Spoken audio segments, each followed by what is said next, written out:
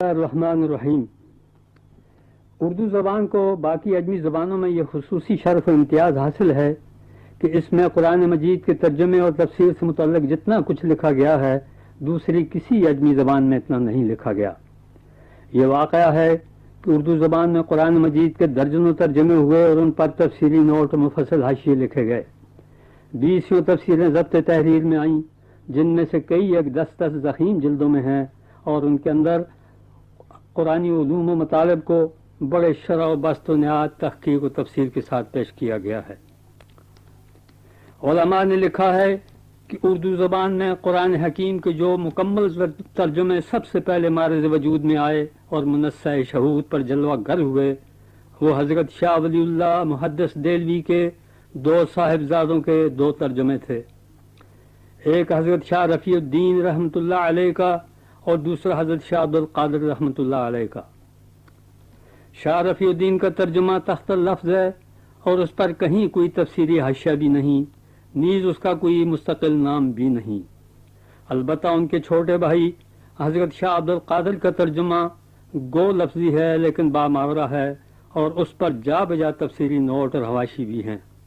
اور اس کا وصفی اور تاریخی نام موضح القرآن ہے جو خود انہوں نے رکھا ہے۔ مطلب یہ کہ موضح القرآن کے معنی ہیں قرآن کو واضح کرنے والا، اور چونکہ یہ ترجمہ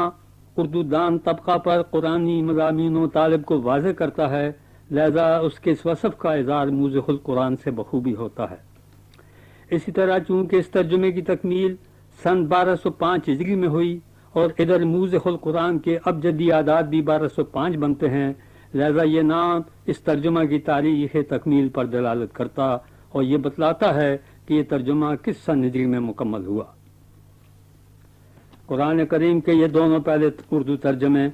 13ویں صدی ہجری کے ابتدا میں لکھے گئے، جب اردو زبان اپنے دور طفولیت سے گزر رہی تھی،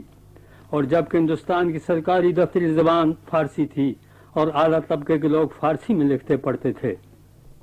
یہی وجہ ہے کہ اس وقت حضرت شاہ ولی اللہ رحمۃ اللہ علیہ نے قرآن مجید کا جو ترجمہ تفسیری حواشی کے ساتھ لکھا وہ فصیح و بلیغ فارسی میں لکھا، اور جو فتح الرحمان کے نام سے موسوم ہوا۔ اسی طرح حضرت شاہ ولی اللہ کے فرزند اکبر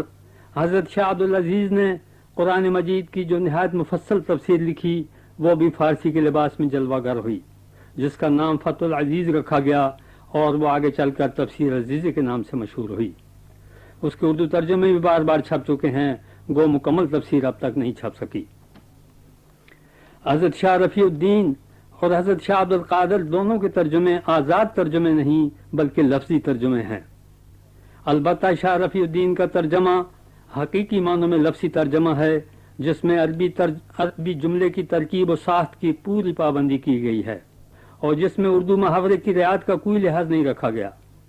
دراصل اس ترجمے میں حضرت شاہ رفیع الدین کے پیش نظر جو مقصد رہا ہے وہ یہ کہ لغت کی روح سے ہر عربی لفظ کا جو اردو ترجمہ ہو سکتا ہے اس سے ذکر کر دیا جائے، اور قرآنی آیت کے مفہوم مطلب کو پڑھنے والے کے فہم پر چھوڑ دیا جائے، اپنے فہم کو اس کے ذہن پر مسلط نہ ہونے دیا جائے۔ ہر آدمی اپنے فہم و عقل کے مطابق جو سمجھے اس کی صحت و حدم صحت کا وہ خود ہی ذمہ دار ہو۔ گویا اس ترجمے میں انتہائی احتیاط سے کام لیا گیا ہے کہ کہیں قرآن مجید کی غلط ترجمانی نہ ہو جائے، اور چونکہ باماورہ ترجمے میں مترجم آپ نے سمجھے ہوئے مفہوم و مطلب کو عام بول چال کی زبان میں بیان کرتا ہے، لہذا اس میں اس کے مخصوص فہم کا بڑا دخل ہوتا ہے، اور چونکہ انسانی فہم کو ثواب کے ساتھ خطا سے بھی واسطہ پڑتا ہے، لہذا باماورہ ترجمے میں غلطی کا امکان نسبتاً زیادہ ہوتا ہے۔ غالباً یہی وجہ ہے کہ حضرت شاہ رفیع الدین رحمۃ اللہ علیہ نے بامحاورہ ترجمے کی بجائے تخت اللفظ ترجمے کو اختیار کیا، تاکہ وہ اس نازک ذمہ داری اور جوابدہی سے محفوظ ہو جائیں جو بامحاورہ ترجمے کی صورت میں ضرور عائد ہوتی ہے۔ اور حضرت شاہ عبد القادر رحمۃ اللہ علیہ نے چونکہ آپ نے ترجمہ موضح القرآن میں اس مقصد کو ملحوظ و مد نظر رکھا کہ پڑھنے والے قرآنی مضامین و مطالب زیادہ آسانی سے سمجھ سکیں، اور یہ مقصد صرف اسی صورت میں حاصل ہو سکتا تھا جب ترجمہ عربی جملوں کی ترکیب سے آزاد اور بول چال کی عام فہم زبان اور محاورہ کے مطابق ہو۔ لہذا انہوں نے لفظی بامحاورہ ترجمے کا طریقہ اختیار فرمایا اور اس میں اس کا پورا خیال رکھا کہ مطلب مختصر سے مختصر الفاظ میں اور متعارف اسلوب میں ادا ہو۔ جہاں یہ دیکھا کہ ترجمہ کے الفاظ سے شرعی مطلب واضح نہیں ہوتا، وہاں فائدہ کے عنوان سے تفسیری حاشیہ تحریر فرمایا تاکہ کوئی اہم اور ضروری پہلو اوجل نہ رہ جائے، لیکن اس کے باوجود مقدمے میں یہ بھی تاکید فرمائی کہ عام آدمی کو یہ ترجمہ علماء کی رہنمائی میں پڑھنا چاہیے۔ حضرت شاہ عبد القادر رحمۃ اللہ علیہ کے اس ترجمے کی قدر و قیمت کا اندازہ انسان کو اس وقت ہوتا ہے جب اس نے عربی کی بڑی بڑی تفاسیر کا مطالعہ کیا ہو۔ اس پر یہ حقیقت منکشف ہوتی ہے کہ شاہ صاحب نے کیسی پھیلی ہوئی طول طویل بحثوں اور لمبے چوڑے مضامین کس خوبی کے ساتھ اپنے مختصر ترجمے میں سمیٹا اور پھر کیسے عام فہم و دلکش انداز میں بیان فرمایا۔ حضرت شاہ صاحب کی زبان پر قدرت کے متعلق بابا اردو کے الفاظ یہ ہیں جو انہوں نے شاہ عبد القادر رحمۃ اللہ علیہ کے اس ترجمے کے بارے میں لکھا یہ ترجمہ ٹھیٹھ اردو میں ہے، اور اس کا سب سے بڑا کمال یہ ہے کہ عربی الفاظ کے لیے ہندی اور اردو کے ایسے برجستہ اور برمحل الفاظ ڈھونڈ نکالے ہیں کہ ان سے بہتر ملنا ممکن نہیں۔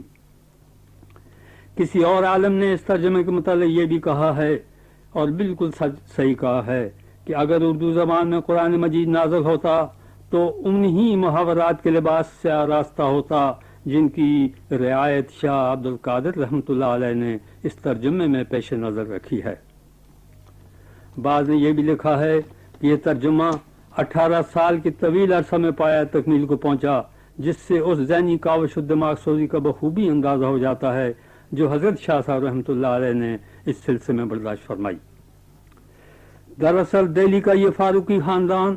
جو خاندان ولی اللہ کے نام سے مشہور ہے، اللہ تعالیٰ نے اس کو اپنی مقدس کتاب قرآن مجید اور اپنے رسول صلی اللہ علیہ وسلم کی مبارک سنت و حدیث کی خدمت اور نشر و اشاعت کی سعادت سے نوازا، چنانچہ اس نے وہ عظیم الشان دینی، روحانی اور علمی خدمات انجام دیں جن سے مسلمانان بر صغیر کو بے حد فیض پہنچا، اور جس کا آج تک سلسلہ جاری ہے اور انشاءاللہ آئندہ بھی جاری رہے گا۔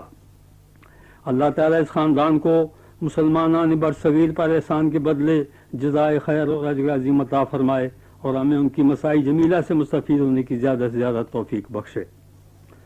حضرت شاہ رفیع الدین رحمۃ اللہ علیہ سن 1163 ہجری میں پیدا ہوئے۔ تمام تعلیم و تربیت آپ نے عظیم والد ماجد حضرت شاہ اللہ رحمۃ اللہ علیہ کی سرپرستی و نگرانی میں پائی،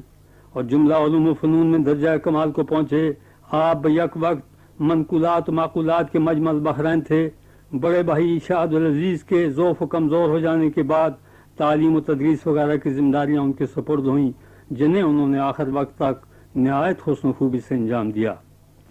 آپ کی وفات 1233 میں ہوئی، جبکہ آپ کی عمر مبارک 70 سال تھی، اور موضع القرآن کے مصنف حضرت شاہ عبد القادر رحمۃ اللہ علیہ کی ولادت سن 1167 میں ہوئی۔ انہوں نے بھی تمام مروجہ علوم و فنون اپنے والد بزرگوار سے پڑھے اور ظاہری و باطنی طور پر درجہ کمال پر پہنچے۔